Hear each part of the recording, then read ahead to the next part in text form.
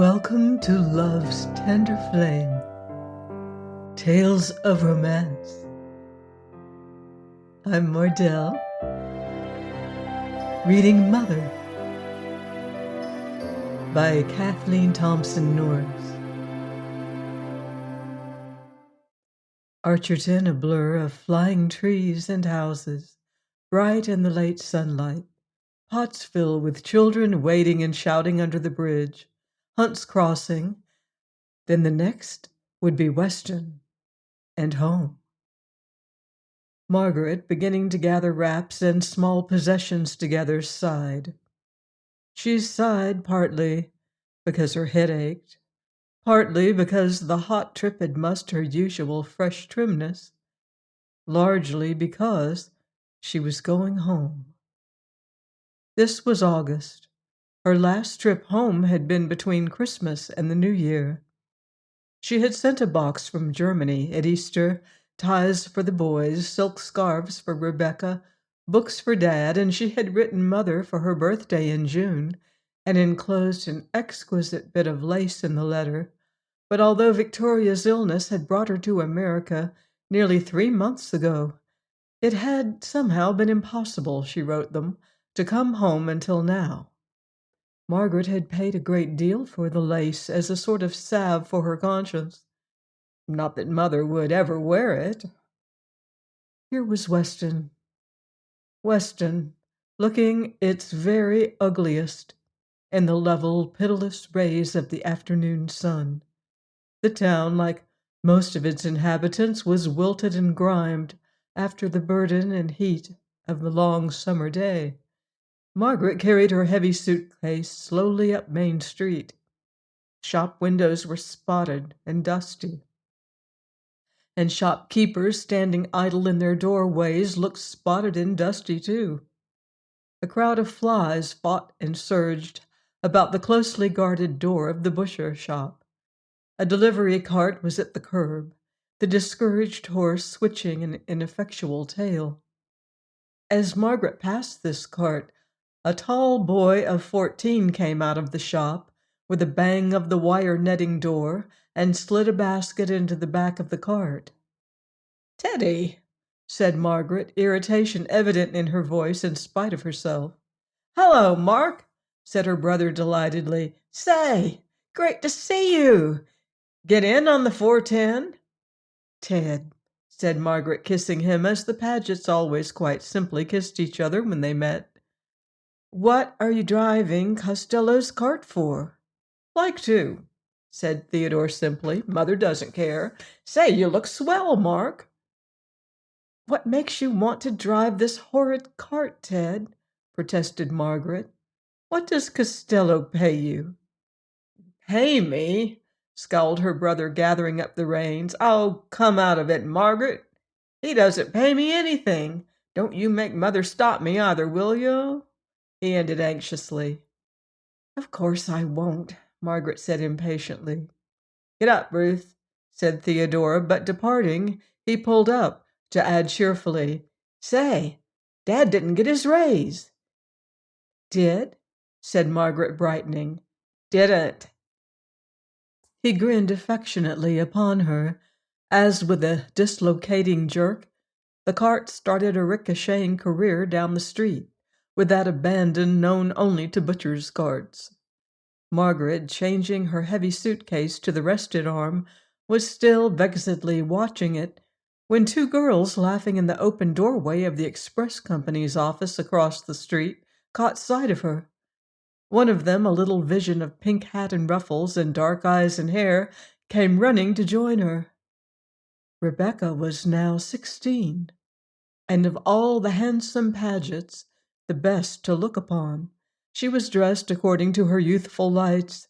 Every separate article of her apparel today, from her rowdyish little hat to her open-work hose, represented a battle with Mrs. Paget's preconceived ideas as to propriety in dress, with the honors largely for Rebecca. Rebecca had grown up in 8 months, her sister thought confusedly. She was no longer the adorable, unself-conscious tomboy who fought and skated and tobogganed with the boys. Hello, darling dear, said Rebecca. Too bad no one met you. We all thought you were coming on the 6th. Crazy about your suit. Here's Maudie Pratt. You know Maudie, don't you, Mark? Margaret knew Maudie. Rebecca's infatuation for plain, heavy-featured, complacent Miss Pratt was a standing mystery in the Paget family. Margaret smiled, bowed. I think we stumbled upon a pretty little secret of yours today, Miss Margaret, said Maudie with her best company manner as they walked along. Margaret raised her eyebrows. Rebel and I, Maudie went on. Rebecca was at the age that seeks a piquant substitute for an unpoetical family name. Rebel and I are wondering, if we may ask you, who Mr. John Tennyson is. John Tennyson. Margaret's heart stood still with a shock almost sickening, then beat furiously. What? How? Who on earth had told them anything of John Tennyson? Coloring high, she looked sharply at Rebecca. Cheer up, Angel, said Rebecca. He's not dead. He sent a telegram today, and Mother opened it. Naturally, said Margaret, concealing an agony of impatience, as Rebecca paused apologetically. He's with his aunt at Dayton up the road here, continued Rebecca, and wants you to wire him if he may come down and spend tomorrow here. Margaret drew a relieved breath. There was time to turn around at least. Who is he, sis? Asked Rebecca. Why, he's an awfully clever professor, honey, Margaret answered serenely. We heard him lecture in Germany this spring and met him afterwards. I liked him very much. He's tremendously interesting. She tried to keep out of her voice the thrill that shook her at the mere thought of him. Confused pain and pleasure stirred her to the very heart. He wanted to come to see her. He must have telephoned Mrs. Carr-Boldt and asked to call, or he would not have known that she was at home this week. Surely that was significant. Surely that meant something.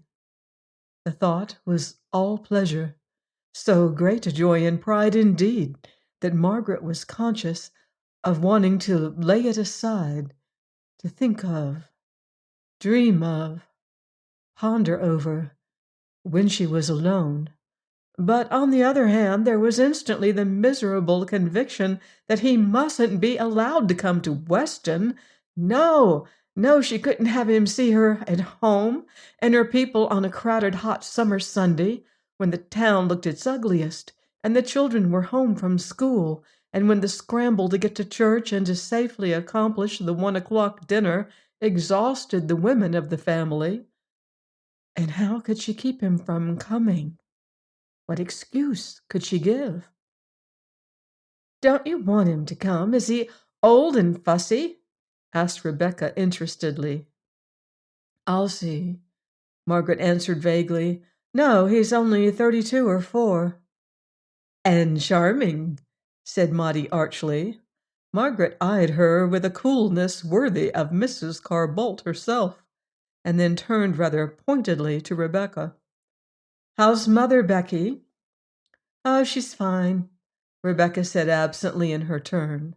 When Maudie left them at the next corner, she said quickly, Mark, did you see where we were when I saw you? At the express office, yes, Margaret said, surprised. Well, listen, said Rebecca, reddening. Don't say anything to Mother about it, will you? She thinks those boys are fresh in there. She doesn't like me to go in. Oh, Beck, then you oughtn't, Margaret protested. Well, I wasn't, Rebecca said uncomfortably. We went to see if Maudie's racket had come. You won't, will you, Mark? Tell Mother, no, I won't, Margaret said with a long sigh.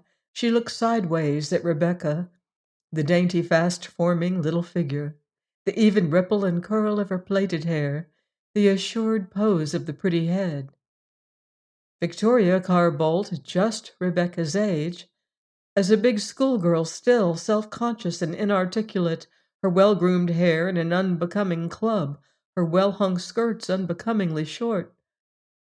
Margaret had half expected to find Rebecca at the same stage of development. Rebecca was cheerful now, the promise extracted, and cheerfully observed. "Dad didn't get his raise. Isn't that the limit?"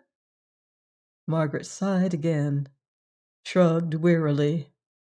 They were in their own quiet side street now, a street lined with ugly, shabby houses, and beautified by magnificent old elms and maples. The Pagets' own particular gate was weather-peeled, the lawn trampled and bare. A bulging wire netting door gave on the shabby old hall Margaret knew so well. She went on to the familiar rooms, acutely conscious, as she always was for the first hour or two at home, of the bareness and ugliness everywhere. The old sofa that sagged in the seat, the scratched rockers, the bookcases overflowing with coverless magazines, and the old square piano half buried under loose sheets of music. Duncan sat on the piano bench gloomily sawing at a violoncello. Robert, 9 now, with all his pretty baby roundness gone, a lean little burned peeling face, and big teeth missing when he smiled, stood in the bay window, twisting the already limp net curtains into a tight rope. Each boy gave Margaret a kiss that seemed, curiously, to taste of dust, sunburn, and freckles, before she followed a noise of hissing and voices to the kitchen to find Mother. The kitchen at 5 o'clock on Saturday afternoon was in wild confusion and insufferably hot. Margaret had a distinct impression that not a movable article therein was in place, and not an available inch of tables or chairs unused, before her eyes reached the tall figure of the woman in a gown of chocolate percale who was frying cutlets at the big littered range. Her face was dark with heat and streaked with perspiration. She turned as Margaret entered and gave a delighted cry. "Well, there's my girl, bless her heart. Look out for this spoon, lovey," she added immediately, giving the girl a guarded embrace. Tears of joy stood frankly in her fine eyes. "I meant to have all of this out of the way, dear," apologized Mrs. Paget, with a gesture that included cakes in the process of frosting, salad vegetables in the process of cooling, soup in the process of getting strained, great loaves of bread that sent a delicious fragrance over all the other odors. "But we didn't look for you until 6." "Oh, no matter," Margaret said bravely. "Rebecca tell you Dad didn't get his raise?" called Mrs. Paget in a voice that rose above the various noises of the kitchen. "Blanche," she protested, "can't that wait?" For the old housekeeper had begun to crack ice with deafening smashes. But Blanche did not hear, so Mrs. Paget continued loudly. "Dad saw Redmond himself. He'll tell you about it.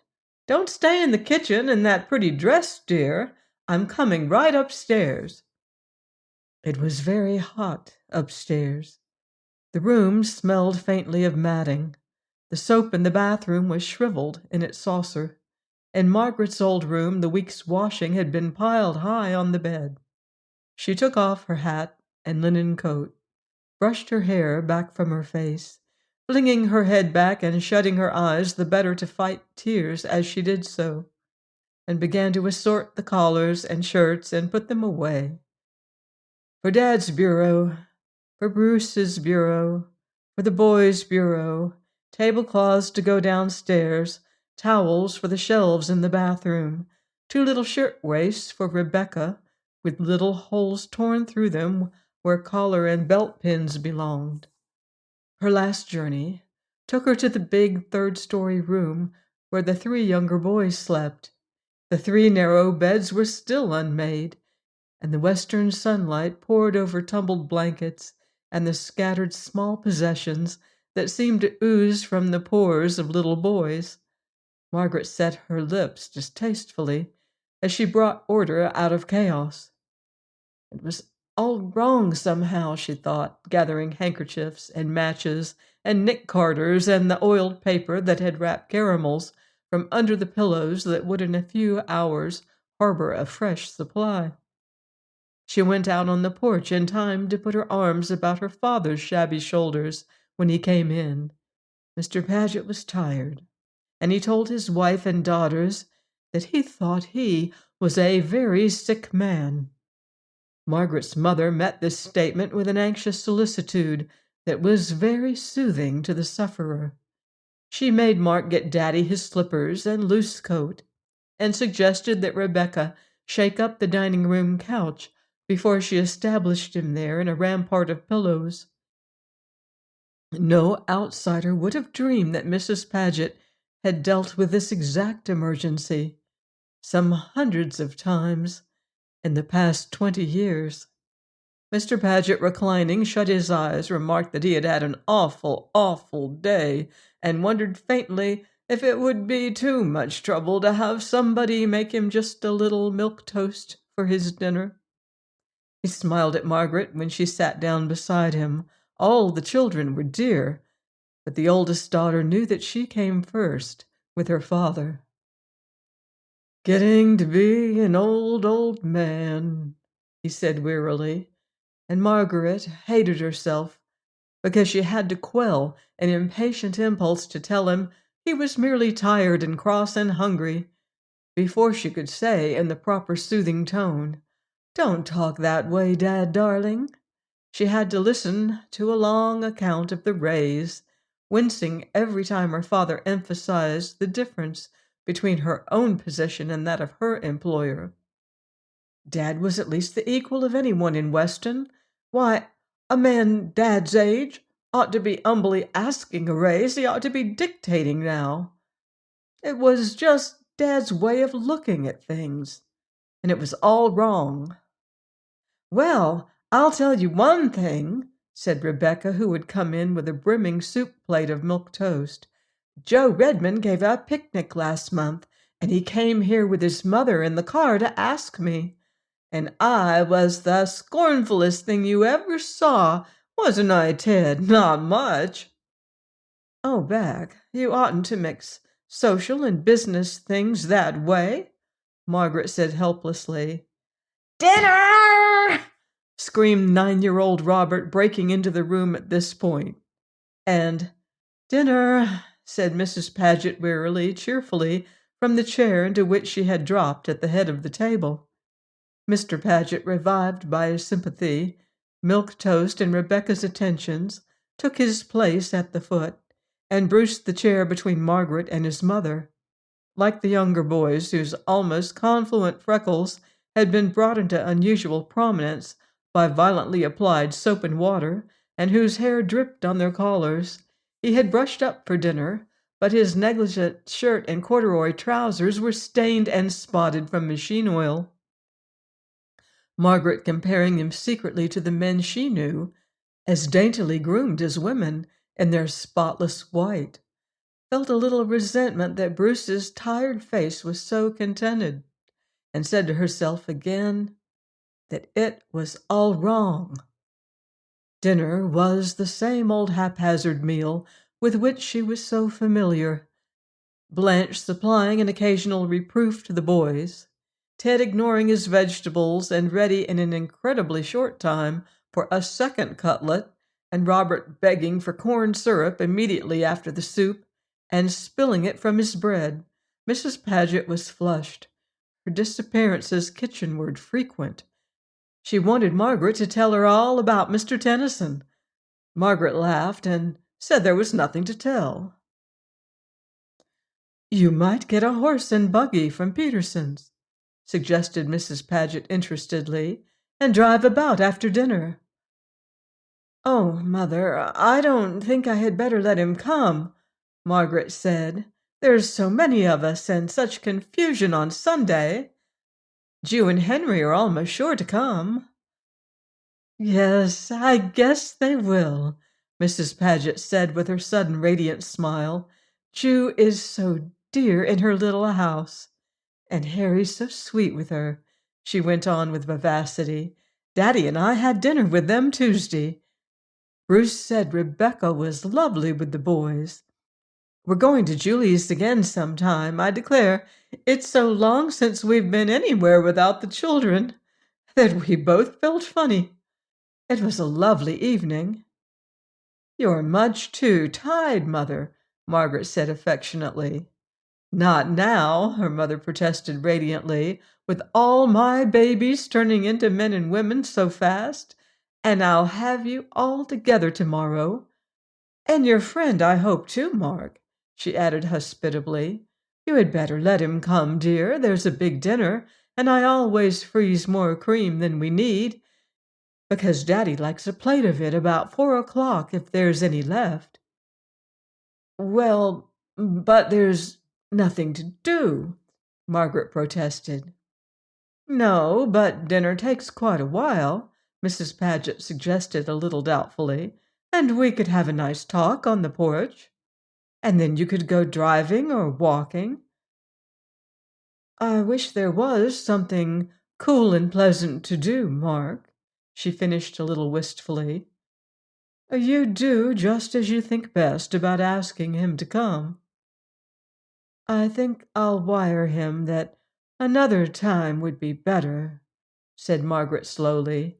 "Some time we'll regularly arrange for it." "Well, perhaps that would be best," her mother agreed. "Some other time we'll send the boys off before dinner and have things all nice and quiet. In October, say, when the trees are so pretty. I don't know but what that's my favorite time of all the year." Margaret looked at her as if she found something new in the tired, bright face. She could not understand why her mother, still too heated to commence eating her dinner, should radiate so definite an atmosphere of content. As she sat back a little breathless after the flurry of serving, she felt herself injured and sore, not at the mere disappointment it caused her to put off John Tennyson's visit, but because she felt more acutely than ever tonight the difference between his position and her own. "Something nice has happened, Mother?" she hazarded, entering with an effort into the older woman's mood. "Nothing special." Her mother's happy eyes ranged about the circle of young faces. "But it's so lovely to have you here, and to have Ju coming tomorrow," she said. "I just wish Daddy could build a house for each one of you as you marry and settle down, right here around our house in a circle, as they say people sometimes do in the old world. I think then I'd have nothing in life to wish for." "Oh, Mother, in Weston?" Margaret said hopelessly, but her mother did not catch it. "Not, Mark," she went on hastily and earnestly, "that I'm not more than grateful to God for all his goodness as it is. I look at other women and I wonder what I have done to be so blessed. Mark," her face suddenly glowed and she leaned a little forward toward her daughter. "Dearie, I must tell you," she said. "It's about Ju." Their eyes met in the pause. "Mother, really?" Margaret said slowly. "She told me on Tuesday," Mrs. Paget said with glistening eyes. "Now, not a word to anyone, Mark, but she'll want you to know." "And is she glad?" Margaret said, unable to rejoice. "Glad?" Mrs. Paget echoed, her face gladness itself. "Well, Ju's so young, just 21," Margaret submitted a little uncertainly. "And she's been so free. And they're just in the new house, and I thought they were going to Europe." "Oh, Europe!" Mrs. Paget dismissed it cheerfully. "Why, it's the happiest time in a woman's life, Mark. Or I don't know, though," she went on thoughtfully. I don't know but what I was happiest when you were all tiny, tumbling about me, climbing into my lap. Why, you love children, dear, she finished with a shade of reproach in her voice, as Margaret still looked sober. Yes, I know, Mother, Margaret said, but Julie's only got the one maid, and I don't suppose they can have another. I hope to goodness Ju won't get herself all run down. Her mother laughed. You remind me of Grandma Paget, she said cheerfully. She lived 10 miles away when we were married, but she came in when Bruce was born. She was a rather proud, cold woman herself, but she was very sweet to me. Well, then little Charlie came 14 months later, and she took that very seriously. Mother was dead, you know, and she stayed with me again and worried me half sick, telling me that it wasn't fair to Bruce and it wasn't fair to Charlie to divide my time between them that way. Well, then, when my third baby was coming, I didn't dare tell her. Dad kept telling me to, and I couldn't because I knew what a calamity a third would seem to her. Finally, she went to visit Aunt Rebecca out west. And it was the very day she got back that the baby came. She came upstairs. She'd come right up from the train, and not seen anyone but Dad, and he wasn't very intelligible, I guess. And she sat down and took the baby in her arms, and says she, looking at me sort of patiently, yet as if she was exasperated too, "Well, this is a nice way to do, the minute my back's turned. What are you going to call him, Julia?" And I said, I'm going to call her Margaret for my dear husband's mother, and she's going to be beautiful and good and grow up to marry the president. Mrs. Paget's merry laugh rang out. I never shall forget your grandmother's face. Just the same, Mrs. Paget added with a sudden deep sigh, when little Charlie left us the next year, and Brucey and Dad were both so ill, she and I agreed that you were just talking and trying to walk, were the only comfort we had. I could wish my girls no greater happiness than my children have been to me, finished Mother contentedly. I know, Mother, Margaret began half angrily, but what about the children she was going to add, but somehow the arguments she had used so plausibly did not utter themselves easily to Mother, whose children would carry into their own middle age a wholesome dread of her anger. Margaret faltered and merely scowled. I don't like to see that expression on your face, dearie, her mother said as she might have said it to an 8-year-old child. Be my sweet girl. Why, marriage isn't marriage without children, Mark. I've been thinking all week of having a baby in my arms again. It's so long since Rob was a baby. Margaret devoted herself with a rather sullen face to her dessert. Mother would never feel as she did about these things, and what was the use of arguing? In the silence she heard her father speak loudly and suddenly. I'm not in a position to have my children squander money on concerts and candy, he said. Margaret forgot her own grievance and looked up. The boys looked resentful and gloomy. Rebecca was flushed, her eyes dropped, her lips trembling with disappointment. I had promised to take them to the Elks concert and dance, Mrs. Paget interrupted hastily, but now Dad says the Bakers are coming over to play whist. Is it going to be a good show, Ted? Margaret asked. Oh, Rebecca flashed into instant glowing response. It's going to be a dandy. Everyone's going to be there. Ford Patterson is going to do a monologue. He's as good as a professional. And George is going to send up a bunch of carrots and parsnips, and the Weston Male Quartet, Mark, and a playlet by the Hunts Crossing Amateur Theatrical Society. Oh, Margaret mimicked the eager rush of words. Let me take them, Dad, she pleaded. If it's going to be as fine as all that, I'll stand treat for the crowd. Oh, Mark, you darling, burst from the rapturous Rebecca. Say, gee, we've got to get there early, Theodore warned them, finishing his pudding with one mammoth spoonful. If you take them, my dear, Mr. Paget said graciously. Of course, Mother and I are quite satisfied. I'll hold Robert by one ear and Rebecca by another, Margaret promised, and if she so much as dares to look at George or Ted or Jimmy Barr or Paul, I'll— Oh, Jimmy belongs to Louise now, said Rebecca radiantly. There was a joyous shout of laughter from the light-hearted juniors, and Rebecca, seeing her artless admission too late, turned scarlet while she laughed. Dinner broke up in confusion, as dinner at home always did, and everybody straggled upstairs to dress.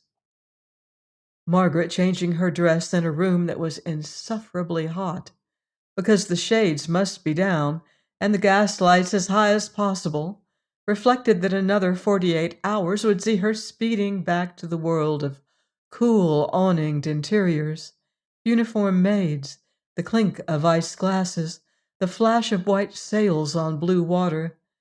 She could surely afford for that time to be patient and sweet. She lifted Rebecca's starched petticoat from the bed to give Mother a seat, when Mother came rather wearily in to watch them. Sweet girl to take them, Mark, said Mother appreciatively. I was going to ask Brucey, but he's gone to bed, poor fellow. He's worn out tonight. He had a letter from Ned Gunther this morning, said Rebecca cheerfully, powdering the tip of her pretty nose, her eyes almost crossed with concentration. And I think it made him blue all day. Ned Gunther, said Margaret. Chum at college, Rebecca elucidated. A lot of them are going to Honolulu just for this month, and of course they wanted Bruce. Mark, does that show? Margaret's heart ached for the beloved brother's disappointment. There it was again. All wrong. Before she left the house with the rioting youngsters, she ran upstairs to his room. Bruce, surrounded by scientific magazines, a drop light with a vivid green shade over his shoulder, looked up with a welcoming smile. Sit down and talk, Mark, said he. Margaret explained her hurry. Bruce, this isn't much fun, she said, looking about the room, with its shabby dresser and worn carpet. Why aren't you going to the concert? Is there a concert? He asked, surprised. Why didn't you hear us talking at dinner? The Elks, you know. Oh, well, sure, I meant to go to that. I forgot it was tonight, he said with his lazy smile. I came home all in, forgot everything. Oh, come, Margaret urged, as eagerly as Rebecca ever did. It's early, Bruce. Come on. You don't have to shave. We'll hold a seat. Come on. Sure I will, he said, suddenly roused. The magazines rapped on the floor, and Margaret had barely shut the door behind her when she heard his bare feet follow them. It was like old times, to sit next to him through the hot, merry evening, while Rebecca glowed like a little rose among her friends, and the smaller boys tickled her ear with their whispered comments. Margaret had sent a telegram to Professor Tennyson, and felt relieved that at least that strain was spared her. She even danced with Bruce after the concert and with one or two old friends. Afterwards they strolled back slowly through the inky summer dark, finding the house hot and close when they came in. Margaret went upstairs, hearing her mother's apologetic. Oh, Dad, why didn't I give you back your club? As she passed the dining room door, she knew Mother hated whist, and wondered rather irritably why she played it. The Paget family was slow to settle down. Robert became tearful and whining before he was finally bumped protesting into bed. Theodore and Duncan prolonged their ablutions until the noise of shouting, splashing, and thumping in the bathroom brought Mother to the foot of the stairs. Rebecca was conversational. She lay with her slender arms locked behind her head on the pillow and talked as Julie had talked on that memorable night 5 years ago. Margaret, restless in the hot darkness, wondered whether the maddening little shaft of light from the hall gas was annoying enough to warrant the effort of getting up and extinguishing it. Listened and listened. Rebecca wanted to join the stage club, but Mother wouldn't let her unless Bruce did. Rebecca belonged to the progressive diners. Did Mark suppose Mother'd think she was crazy if she asked the family not to be in evidence when the crowd came to the house for the salad course? And Rebecca wanted to write to Bruce's chum. Not regularly, you know, Mark, but just now and then. He was so nice, and Mother didn't like the idea. Margaret was obviously supposed to lend a hand with these interesting tangles. And I said, certainly not. I won't unmask at all if it comes to that. And imagine that elegant fellow carrying my old books and my skates. So I wrote, and Maudie and I decided, and Mark, if it wasn't a perfectly gorgeous box of roses. That old dimity, but Mother Preston freshened it up. Not that I want to marry him or anyone. Margaret wakened from uneasy drowsing with a start. The hall was dark now, the room cooler. Rebecca was asleep. Hands she knew well, were drawing a light covering over her shoulders. She opened her eyes to see her mother. "I've been wondering if you're disappointed about your friend not coming tomorrow, Mark," said the tender voice. "Oh, no," said Margaret heartily. "Mother, why are you up so late?" "Just going to bed," said the other soothingly. "Blanche forgot to put the oatmeal into the cooker, and I went downstairs again. I'll say my prayers in here." Margaret went off to sleep again as she had so many hundred times before, with her mother kneeling beside her. Join me next time, here on Love's Tender Flame, for the conclusion of Mother by Kathleen Thompson Norris. Until then, love deeply and live beautifully.